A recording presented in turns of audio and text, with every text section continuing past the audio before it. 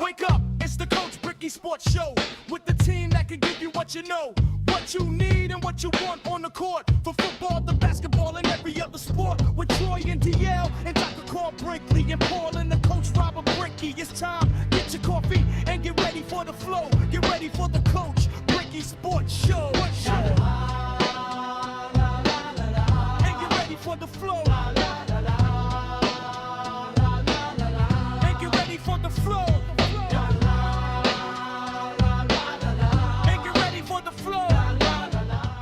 And back on a Monday morning, hope you're doing well. It's only 74 degrees out there, and that is marvelous. A high today to say of 84, but anyway, I was talking to Red, and we said, like, oh man, this might be the coolest day of the summer, so whatever you're going to do and you can enjoy it on the day, enjoy it. Because any other day, it may not be this well. But anyway, back to the Coach Brickey Sports Show, and I'm Troy.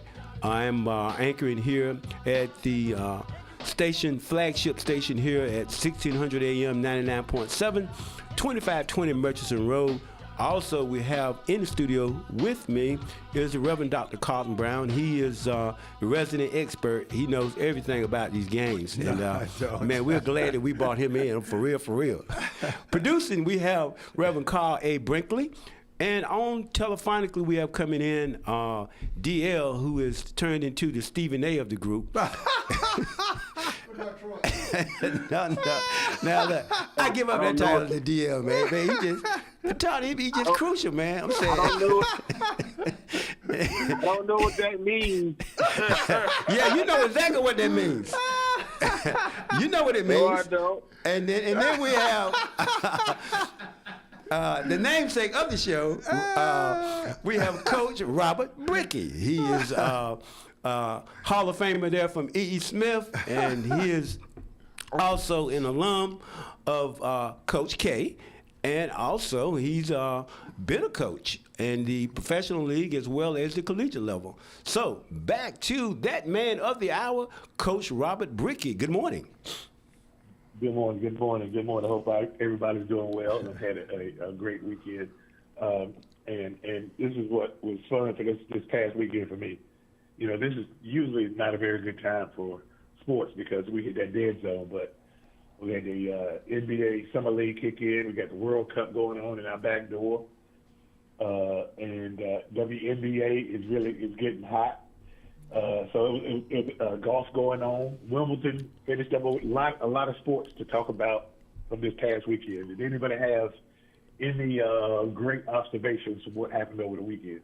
Well, look, let me start off with this. I was talking about Caleb Wilson and how well he was doing in the Summer League. Yes, sir. And I started talking to Stephen A., a.k.a. DL. That's nothing. That's nothing. He's playing against people, blah, blah, blah, blah, you know. And I say, well, man, you're so hard on the man, you know, I mean, because he scored higher than anybody ever has in the Summer League. But I looked it up, Coach. So I said, now, wait a minute now. The NBA dumps a lot of money into the Summer League, as well as all 30 teams. Mm-hmm. We're talking about probably about $40 million that got tied up in that whole thing.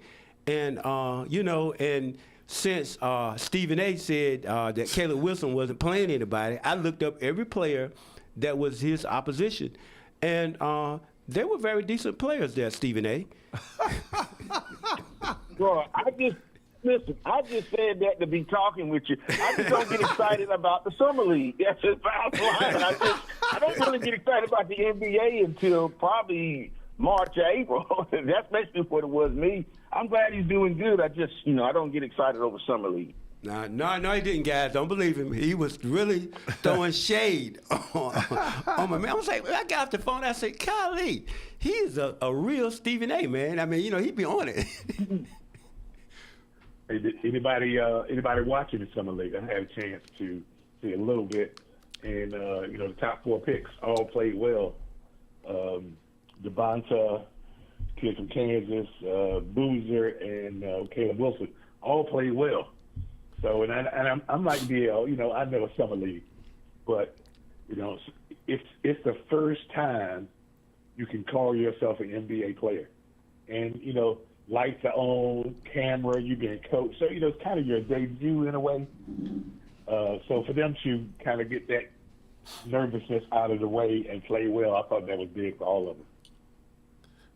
I watched that game when DeBonsa was playing Peterson. That was DeBonsa's first game. So I said, let me watch his number 1 and number 2 pick. And that was a decent game. Of course, AJ did a great job. You know, he outplayed Peterson that game. But again, it's just the summer league. And so, but he showed flashes of brilliance, and he showed, you know, what is to come down the road. So I think, and then Wilson, I mean, he did his thing. I mean, I don't know what Stephen A. was saying, but Wilson did his thing in his first game as an NBA pro. So, yeah, man. Of course, you know, some of the prognosticators says Wilson probably has the highest ceiling out of the top 4 picks. So we'll see. You got no response to that. And listen, I'm going to make a motion that we not change DL's name to Steve. Can I get a second? Let me say, look, but you got to understand. I thought he was a Carolina man. Come on. See, I wouldn't have made mention to it if I'd been talking to a Dookie. But, you know, I'm thinking he's a Carolina man, you know, and he just, like, oh, good grief. All right. We're Hurt going to my call feelings. him DL. No more Stephen A. I won't follow Troy. I like to have Stephen A. Hey, I like to have Stephen A's name right about now because he's doing good in the broadcast booth and outside the broadcast booth. He's you know, man, he's really, he's one of the top. Is he the top paid ESPN personality? Yep. 100 I think million. Yeah. You know what's funny is I usually don't listen to commentators because you know it's just like us. We all have an opinion, and you know, so I just don't care about most people's opinions about athletics. Especially when they're on television, because anyway, I won't get in my personal battle, but I think it's amazing how some of these personalities get paid now. I mean, these guys, they're making a lot of money to give his opinion. Now, and don't get me wrong, I think he's good at what he does. Yeah. He's good at what he does. I don't want to listen to him, but I think he's good at what he does. But somebody listening to him, for I sure. agree with you too. Monetize, brother. Come on. Let's monetize this. I let you guys make the big money. If they just pay me $100,000 a year, I'd be satisfied.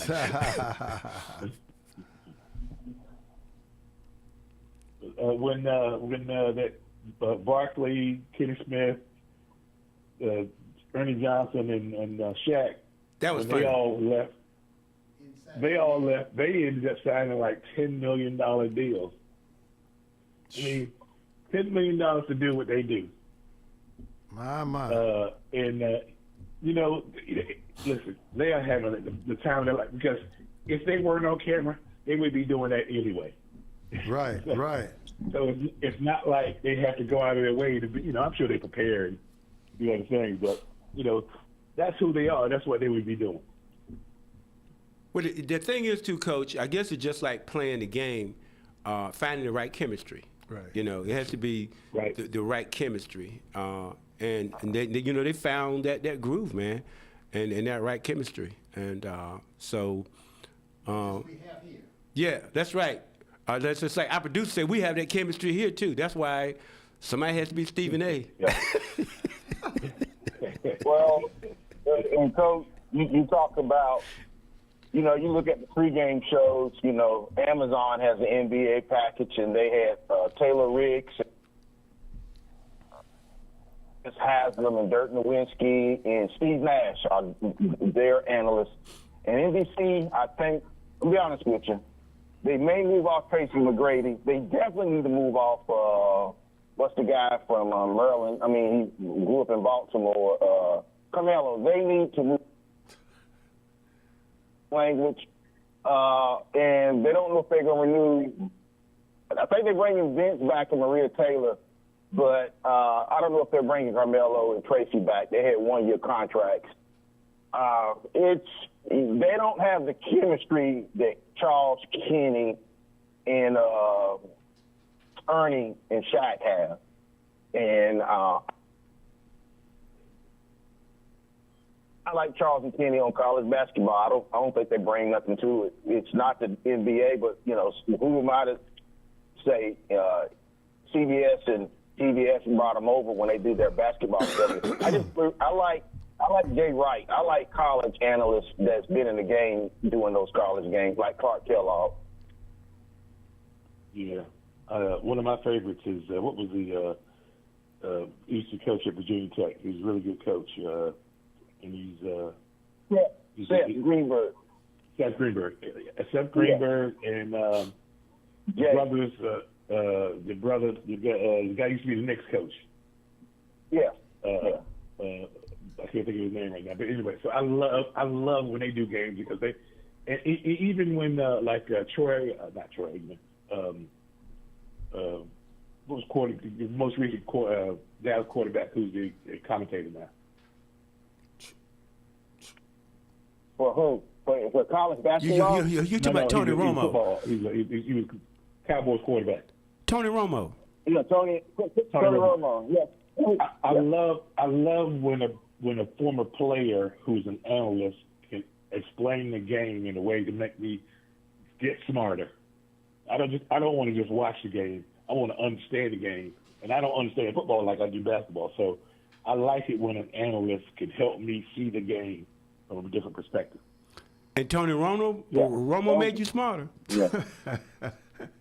That's the question, Coach. Listen, if you ever look at, he'll call plays. He'll say, "Hey, third and this, Tony they should Romo? go to this package," and I'll be darned, they will run it. I mean, so he's really in tune to what's going on in the game. Yeah. I'm telling. Look, I don't see. I just don't see Tony Romo making anybody smarter with anything. I mean, Troy Aikman. He's just a Cowboy hater. No, it's not. No, it's not a Cowboy hater thing there because Troy Aikman is entirely different. I think he would make somebody smarter, but Tony Romo, no. I mean, but I know it's a matter of opinion. Okay, but you're confusing their talent on the field versus their talent in the booth. And Tony Romo is 1A. I like Troy, but I ain't never seen Troy do what Tony does. When, like Coach says, I remember his first big game when that season when Kansas City lost to New England in the AFC Championship, then they beat the Rams. That was his probably one of his best seasons. I just remember that game, that championship game. He was just calling out the plays before they were happening. I'm like, what in the world? No, he was biased. One thing, I mean, that catapulted him. So for real, you guys didn't see that he was biased, extremely biased. You didn't see that. What we talking about, Troy? So what now? What we talking about is his ability to be able to help us understand the game better. Okay, all right. Well, I mean, I understand. But I'm saying this about like Seth Greenberg. He's a Carolina hater, and that's why you like him, Coach. Come on, tell the truth. No, he's a good analyst. I think he does good. Look at how he calls out anything concerning Carolina, though. He's got a rub with him. Those little horns come out when you watch TV. The little horns come out the top of his head. You starting to sound a little Stephen A-ish. So what now?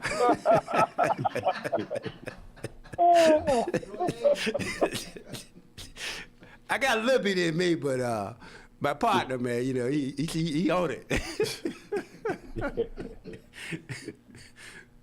Hey, look, before we get to the bottom of the break, I wanted Pastor Brown, if you want to talk a little bit World Cup. We down to the Final Four.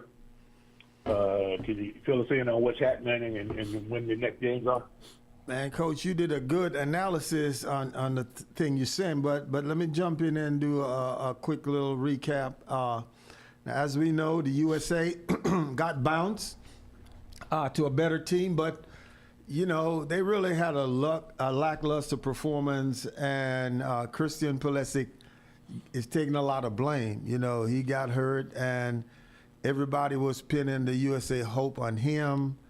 And he really didn't play that great, but he got hurt, and he kind of took himself out of the game, and everybody is saying, man, you know, he's not tough enough. He's not tough enough. So, but they got bounced to a better team, right? Now, I don't know if you guys noticed that there's some controversy going on in the World Cup with the VAR, the virtual assistant replay system. Some people believe that it's not being used wisely. I, for one, think that some calls that they've used it to make has not been good. The refereeing has been inconsistent at best and biased at its worst, right? Now, there's a lot of rumor, a lot of people who know soccer saying that it seems like there's a push to get Argentina through to the finals. And so the calls are going their way in a lot of the games. So, again, I kind of think so, but again, that's just my personal opinion. Now, again, we say we're down to the final two, right? Final two semifinals. And I think those are going to be great semifinals. France versus Spain on tomorrow. That should be a doozy, all right? And, of course, the two superstars in that game is a teenager and then Kylian Mbappe, who is leading right now for the Golden Boot trophy. And what the Golden Boot trophy is for the person who scores the most goal in the World Cup. Right now, he's tied with Messi, scoring 8 goals apiece, but because Mbappe has 3 assists, he's really the leader. And then you have the teenage sensation from Spain, Lamine Yamal. He's a great player. And so those are going to be the 2 superstars for tomorrow that everybody need to watch. England, Argentina is Wednesday. England is looking good. Argentina is looking good. And so that should be a great game also. England, and these are the four of the top 5 teams that were predicted to win the World Cup. So I think it's going great. I can't wait to see the games tomorrow and Wednesday. I know who I'm pulling for. I think, I'm looking to see France advance, and let me not be biased. I'm looking to see England upset Argentina, all right? But that's just my personal opinion. But 2 great games, guys. If you want to see soccer at its best, I think you need to watch those next 2 games. You should see 2 great games with great scorers, great defense, great strategists, and you'll see also one of the greatest, Lionel Messi, at 39, who's trying to finish out his World Cup career. So that's the World Cup rundown, guys. Let me ask you a question, if we got time. Yes, sir. Why can't the USA catch up with the world in soccer? Because of how, because for the rest of the world, soccer is a passion. And I think for the U.S., it's still just a casual endeavor. And part of the reason is the rest of the world support, they have systems to develop their player. In America, you have to have money to really play soccer at its best, right? It's a rich person sports in America, where it's the suburbs. You go to the suburbs, you got to pay a lot of money to go to the academy. So the people who doesn't have the money and who may have the ability, they don't get a chance to really grow into soccer from a child. But man, in South America and other places in the world, when you were born, you start playing soccer, and it's just a passion. And for many countries in the world, that's their greatest sport. In America, football and baseball and basketball is king. And so soccer is just now coming up. So, but that's why. That's interesting. It seems like every time a World Cup or a major soccer event rolls around, there's always discussions why, we have all these expectations of getting better, being competitive on the world stage, but we always seem to fall short. Well, if you don't have if you're not fully invested, like anything in life, if you're not fully invested, you can't rise to the top. I mean, if you just doing enough to get get by, then that's what you'll do, get by. But for the rest of the world, soccer is a way of life. America is just another way of life, and so that's why I think why we'll I'm not gonna say we'll never get to the place where we can match the rest of the world, but until we start really investing, more in soccer with the common people, then we won't get to that place. Well, I have a question for you, Coach, because I was listening to, matter of fact, I think it was Kenny Smith talking about. He said the reason you have football in the inner city, you say, because where are you going to have a field to play football on? I mean, they got the basketball courts, just. Right. Same thing with soccer. So sure, if you're in an inner city situation, where's the soccer field going to be at that they can play soccer? True. True. Now, I guess they can play it in the street, but, do you think that is a dynamic that plays a part in that?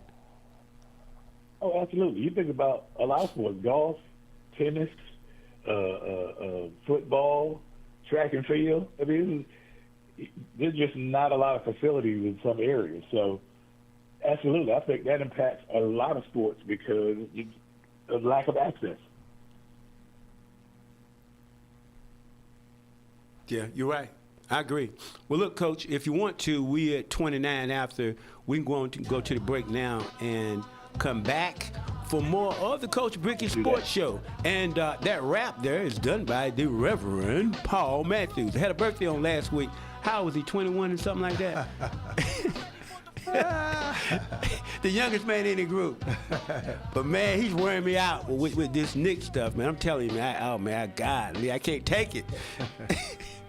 We'll be back for more.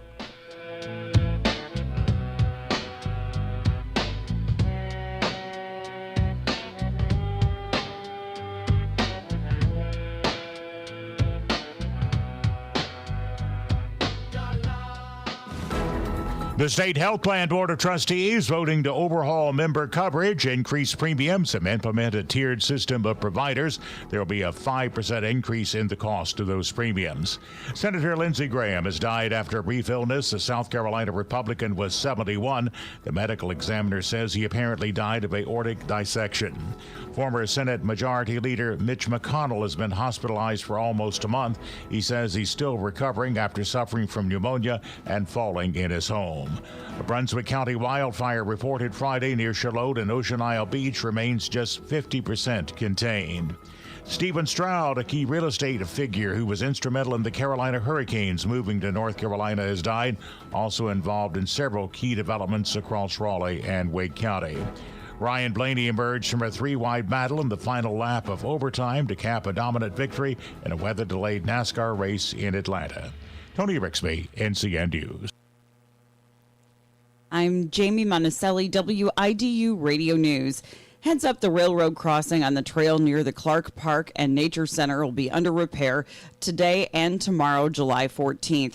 The rest of the trail, park, and nature center will remain open as usual.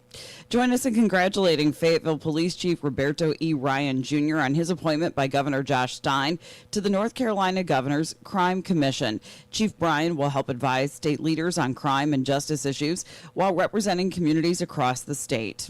The Fayetteville Cumberland Youth Council says join us in celebrating Gotcha Back's 10 years of giving back. We are proud to partner with Gotcha Back as they celebrate 10 years of providing free book bags to the community. Stop by 725 West Rowan Street on Saturday, August 1st from 10 a.m. until noon to pick up a free book bag while supplies last. Enjoy a fun family craft experience, stay and create a craft together, or pick up a take-home craft kit to enjoy later with your family. From WIDU Radio, I'm Good Monday morning. We start your day with chances for scattered showers and some storms and temperatures in the upper 60s. More scattered showers and storms are possible today. Temperatures reach the upper 70s to around 80 degrees by this afternoon. Heavy rain is possible, which could lead to some localized flooding. After some rain early tonight, we'll drop to the mid-60s by Tuesday morning. Then just some isolated showers are possible on Tuesday with more cloud cover. Highs will reach into the 80s. I'm meteorologist Grant Skinner in the NCN Weather Center. If you've been injured in an accident due to the negligence of others, you need an attorney, true and tried, that will ensure that you get the result that you deserve. Call attorneys Candace McKnight and Ariel Chapman at the Rogers Building. Attorney McKnight and Attorney Chapman have years of experience with positive results. Call them at 910-433-0833 at the Rogers Building, 111 Percy Street.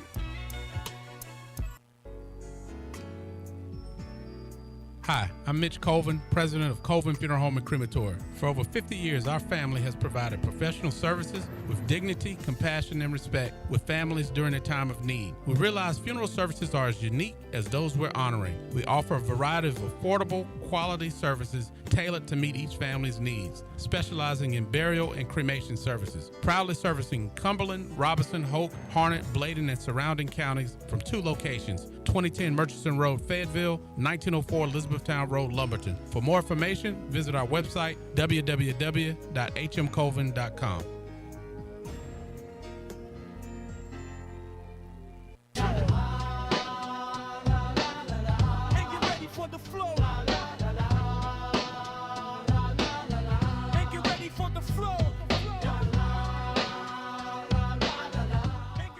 And we're back now, 27 minutes for the top of the hour. Back to the Coach Brickey Sports Show. And, Coach, the lob is back to you, sir.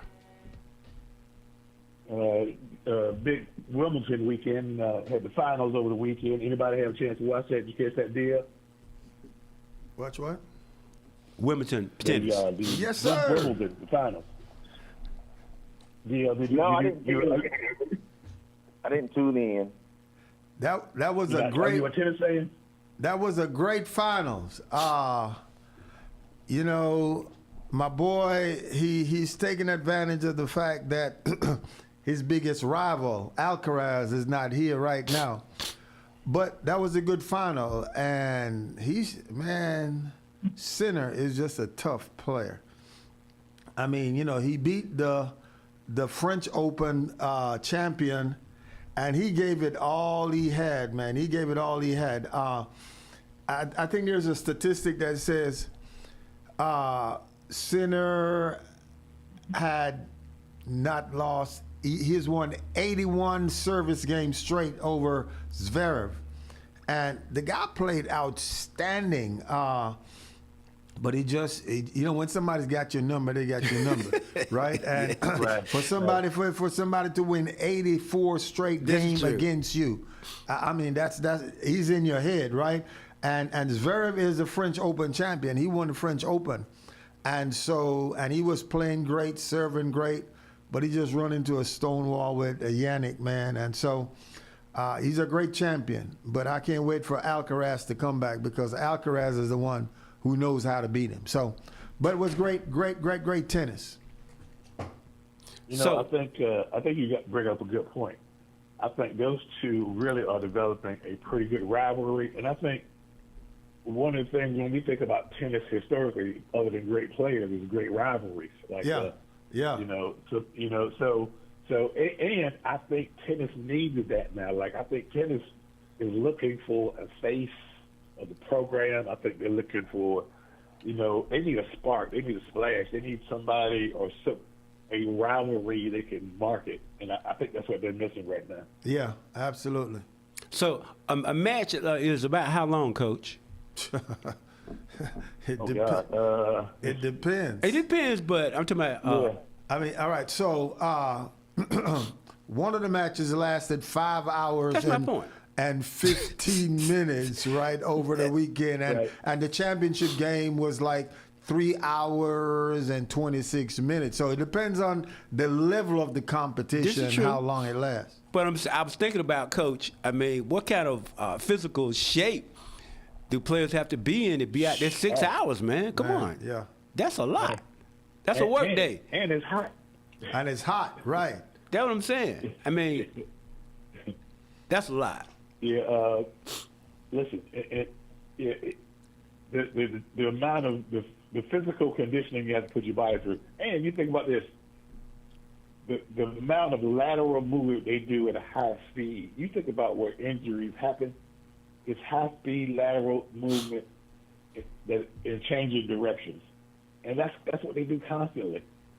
So they really have to take care of their bodies, and I think that's one of the reasons Center is so good. He's physically gifted and strong, and he got good speed. So he's got a really good combination of skills. I think that's what makes him one of the best. But you know, the weather is what beat him at the French Open. It was so hot, and he got cramped and he got sick, and so he lost because of the heat. And so, you know, he is in good shape, but even the best players sometimes can get in, you know, trouble with the heat. So. Yeah, that heat is unrelenting. Did you watch any of the ladies' final? No, I didn't watch the ladies' championship. After Coco got beat, I kind of bowed out. And when I heard that the two Czech women were going to play in the final, I checked out. So I watched the highlights, but I didn't watch the champion. But that turned out to be a great game also. 3 sets. And, you know, the younger, I think the up-and-coming player beat the old head. She was 29, probably might have been her last best chance. And this, was it 20-year-old or 19-year-old? She just played better and outlasted her countrymate. So. Yeah, I think again, with both men's and women's tennis are looking for a face, and so like you know, like it was Venus and Serena for so long. Yeah. And now, and there's nobody on the men's side that's you know, it's evolving, but you still don't have a face yet. So right. that's part of the problem with tennis. You know, you're trying to compete with the major sports, but you don't have a star attraction. Right. And this was actually the 10th different champion in the last 10 championships in the women's tennis. This was the 10th different winner in the major tennis tournaments over the last 10 championships. So again, it shows that you know the women don't really have a face that the game can lock in on. So hopefully we'll get somebody that is charismatic and you know that draws people to that sport. Absolutely. DL, have you followed the WNBA? Yeah, I'm following that fiasco. Not the players, well, some of the players, but why you start out with fiasco? So somebody see? Because now y'all paying attention. Like they don't want to answer. Second, they want to be treated like men. They got a nice pay raise. Becky Hammond was on Popovich's bench for 4 or 5 years in San Antonio. She cut Kennedy Carter. Kennedy Carter, for all the great talent. She likes fighting her teammates. She's been on like 4 different teams. She bumped Caitlin Carter in Caitlin's rookie year, and you know she gives it. She wants to be the villain. So she goes to the Aces, the defending champions, Asia Wilson, probably the best WNBA player of all time, and she doesn't make it with Becky. So Becky's in a press conference, and somebody asked her about, you know, what happened with Kennedy Carter. So this PR person who I've noticed at press games for some of the players too, she said, well, we're not going to answer that question. We're only going to do basketball-related questions. Well, it is a basketball-related question. All you had to do was say, Becky, was, you know, we're only going to talk about our players and move on. But for a PR person to be, Becky is a former WNBA great. She's a 3-time coach. She's under Popovich. She's a big girl. She gave her opinion on Jalen Brunson when she said the Knicks wouldn't win with a small point guard. She was big and bad on the ESPN. So I was like, she can't answer that question. And then Kathy Engelbert, the commissioner for the WNBA, of course, Congress is 9 GOP senators wants to know why they beating the heck out of Caitlin Clark. Is racially motivated. Okay, like they ain't got nothing else better to do.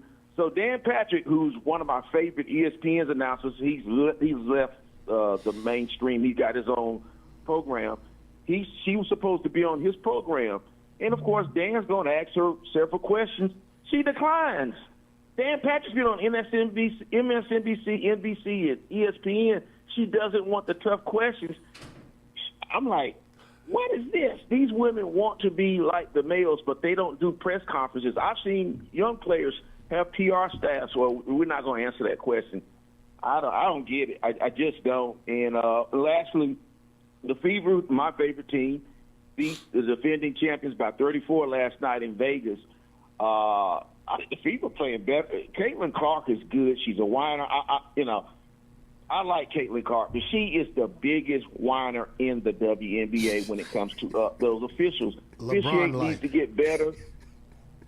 Well, I don't know. She's not good as LeBron, but she's a very good player. I'm not concerned about her being ranked the 11th best point guard by her peers. Some of that's hate because she's not the 11th best. She's cut down on the turnovers. But really what's going to take for Caitlin is she needs a no-nonsense coach to tell her, let me handle the referees. But the WNBA can't even get out of its own way. It's just disappointing that you as a commissioner can't answer basic questions from a personality like Dan Patrick. But that big win last night wasn't because of Caitlin. Now, she just had 12 points. Mitchell was the star. She's had, 7 to 8 games straight over 25 points. So the win wasn't because of Caitlin. She's on a limited restriction of time. And she only had 12 points last night. So it wasn't because of her why they won. No, they had a good team effort. Sophie Cunningham, who they love to hate because speaking of Vegas, she did a UFC fight. She was the she's conservative, but she was the girl that go around do the numbers after the round. She had 20 points. She's a role player. She's a journeywoman role player. But they give her flack because her off the court stuff. I'm like, these women are crazy. They're doing women's stuff. They do women's stuff. Well, I don't like her. I'm like, just play basketball. Who cares what her political affiliation is? She's out there balling. She ain't, I don't get it. It's oh my goodness. But yeah, no, it was a group effort. They had the center for the Fever that came from South Carolina, whose name escapes me now. Bostic. Boston, yeah, and I like Boston. In Boston, I think she's getting it from Caitlin. She's not doing it as much as she did the previous 2 years, complaining. You get on court. Stop complaining. The call ain't going to be changed. So the Fever definitely need to work on that, complaining to referees. Right now, the Paige Becker's girl, the Dallas Wings, she's pretty good. And you never count the aces out because they got all world. Asia Wilson, the best player in the league. So they'll be back. Becky Hammons is a good coach. Just baffle me with these press conferences. Coach. Yes, sir. So now he's my dog. He's my friend, but I rest my case.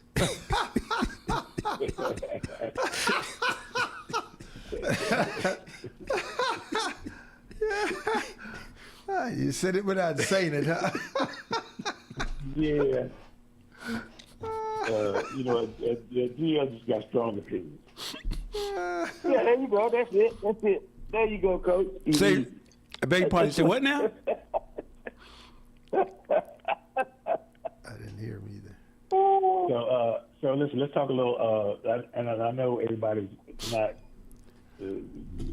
100%. Saying that what you do in the summer league is going to translate into what happens in the regular season. Yeah, but definitely not. Right. I think it gives us a strong indication. Right. Because even though you're not playing against, the regular guys, the stars and regular, you're playing against very good competition. That's true. This is high level. A lot of these guys are either G League on two-way contracts or in their second or third year in the league, and they need playing time to get better over the summer. The coaching staff want them to develop. So it is highly competitive because dudes are trying to get jobs. Right. And, job interview. If this didn't count, it would be one thing. But right.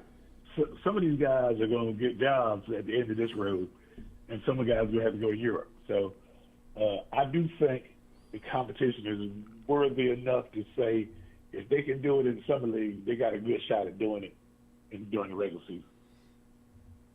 Yeah, I mean, like I said, I was checking on that game with Caleb Wilson, and one of those guys on the other team was playing in the Canadian League.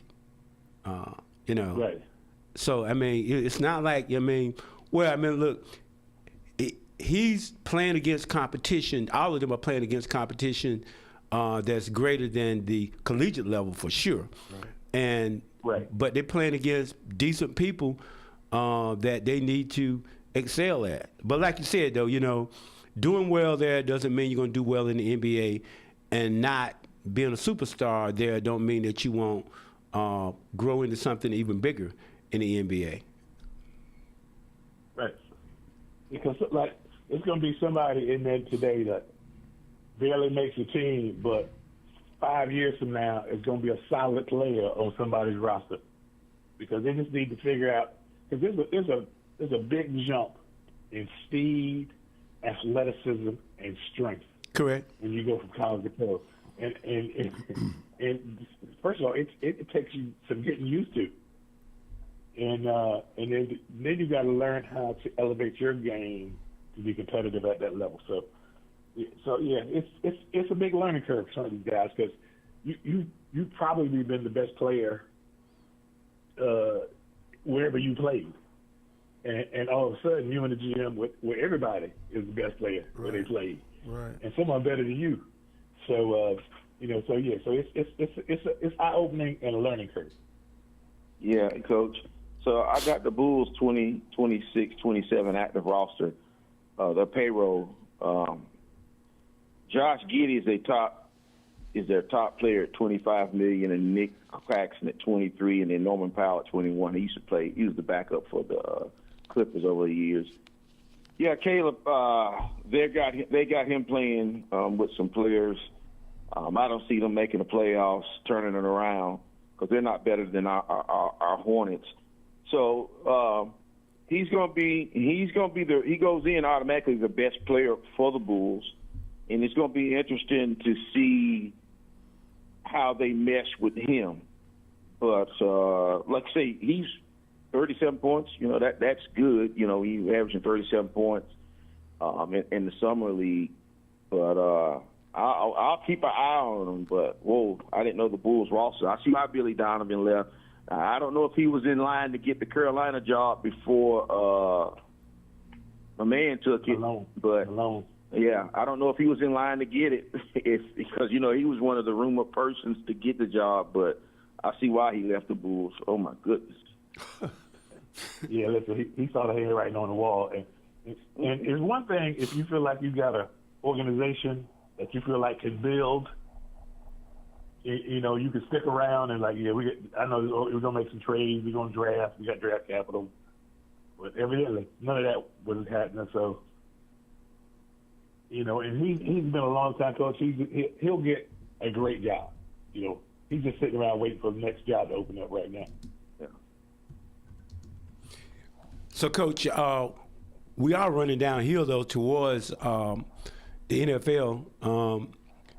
Can we chat a little bit about what that might look like? Because next month they'll be doing their thing, correct? With so they'll have preseason. They'll have preseason start next month, and right. Are they having some camps out there in camp now? A couple of teams going to camp now. So yeah. Well, the facility is open 24/7 for those players trying to impress those coaches and get in some reps in that weight room. But it's a late start to the season because the 1st of September is on Tuesday. So the first game will be the following week. So they got an overseas game, I think in South America somewhere. So yeah, they'll be in training camp in 2.5 weeks. Some of them start to training camp between the 27th of July. Some camps open for the rookies, and you're talking about battling. You can go down to the last week and get cut. It's just how competitive it is, especially the walk-ons, the undrafted players. But what I like about football, those contracts are not guaranteed. You get your signing bonus, and if somebody beats you out, they tell you bye. That's why football will always be king, because you have to bring it every day. Unlike basketball and baseball where they got those guaranteed contracts. Nothing wrong with it, but There's a reason why the coach in Chicago and Charlotte was glad LaMelo Ball is gone. You know, that brings up a good point. You know, we don't need to get LaMelo Ball this morning. Look, I think they building. I think they saw how chemistry impacted their season, and you can't have chemistry disruptors. And so I think that decision was based on character more than ability. Yeah. Well, I'm not going to say character. Decisions. I don't want to assassinate his character. But you talk about, you're talking about the NFL. You know, the Panthers. This is going to be a make or break season for Bryce Young. You know, the dude's same height. If he's 5'9", I'm 5'9.5". There's a good crop of quarterbacks coming out next year. Cleveland, they gave up probably the best defensive player, Myles Garrett, in the last 10 years. And they gave him up to the Rams, and the Rams know this is Matt Stafford's last year because of his body and age. They're all in for a Super Bowl in the Rams. And in Cleveland, with Shedeur Sanders, him and Deshaun Watson put a little video out of him working out on his IG account. So that's going to be the storyline in Cleveland. Will Deshaun Watson, he's the starter going in. Will Shedeur catch him?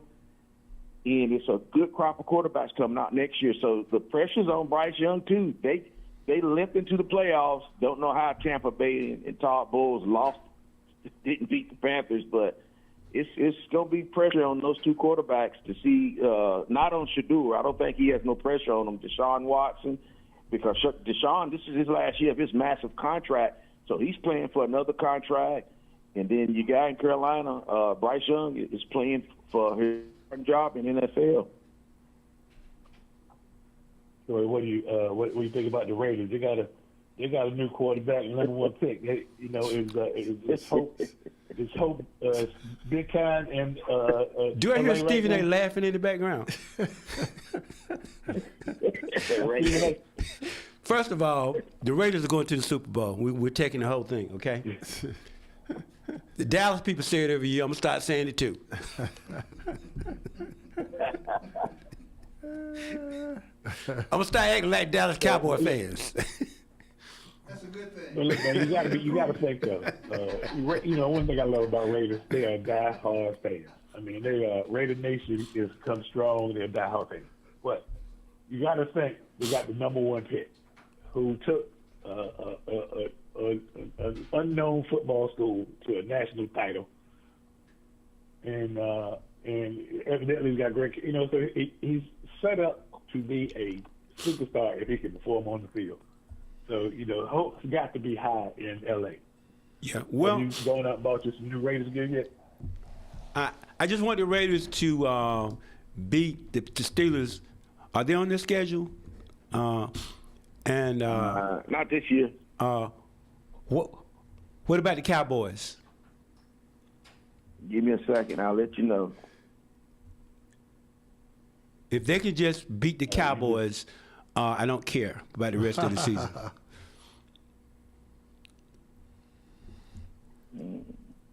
They're not there? Are they there? So you. Now, of course, you're saying you know that the word is that he might not start your big-time quarterback. They're saying Kirk Cousins might start the season, and that might be good for this young fella to kind of sit for a little bit. But we'll see how long Cousins lasts. But Coach, honestly, if I can check the scoreboard, the scores on Monday of the Sunday games, and the Cowboys have lost, I'm good. I don't care. Now, the Raiders don't have the Steelers or the Cowboys. They got the Browns on their schedule, so that'll be a good game. And but I like about their quarterback, he's a young man. He's not about the limelight. They sent Peyton Manning to beg him to be at the NFL draft because the commissioner wants to showcase his players. And he said, no, I'm not coming. He's about that lab. He didn't even want to go to the mandatory. I call them the little. This is how you're supposed to act. The symposium, the player symposium. He's about to laugh now. That doesn't translate to being good on the field, but he's no nonsense. He's not about the glamour. So we'll see. He ain't the first player that didn't want to go to the NFL draft. It's a number of them. Some of them just don't like it. You know, I'm disappointed because the draft was in Pittsburgh and he's supposed to be there. I think it was because his mother, or it was his grandmother, who was in a wheelchair, and I think he wanted to just keep it down in Florida, where, you know, she could be a part of the draft. I think that was his primary reason for not going. More than so. And that was cool. Thanks, Doc. I appreciate that.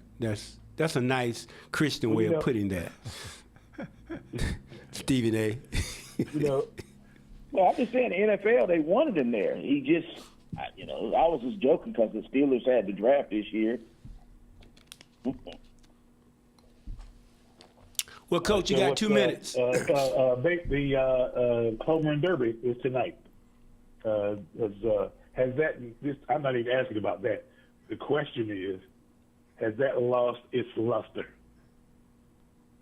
Who? What's the question? What'd you say, Coach?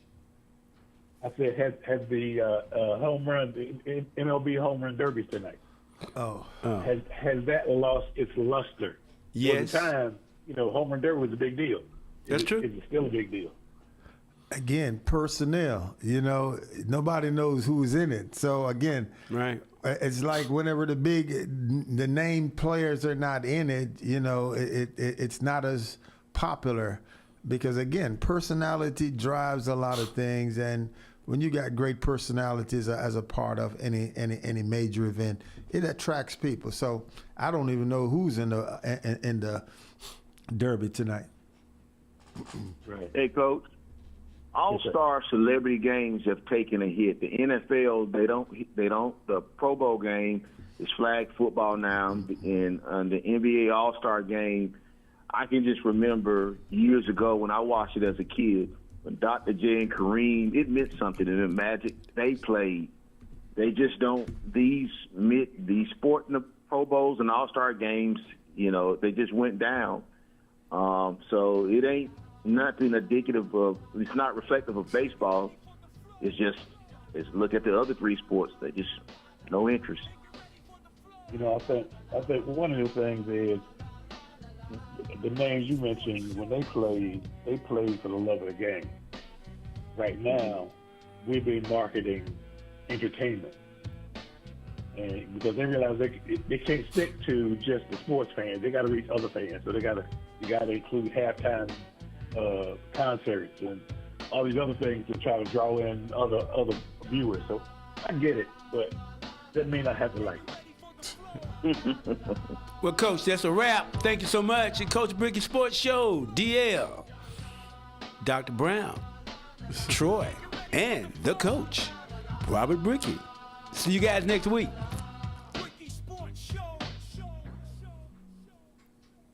Your station for inspiration and information. 16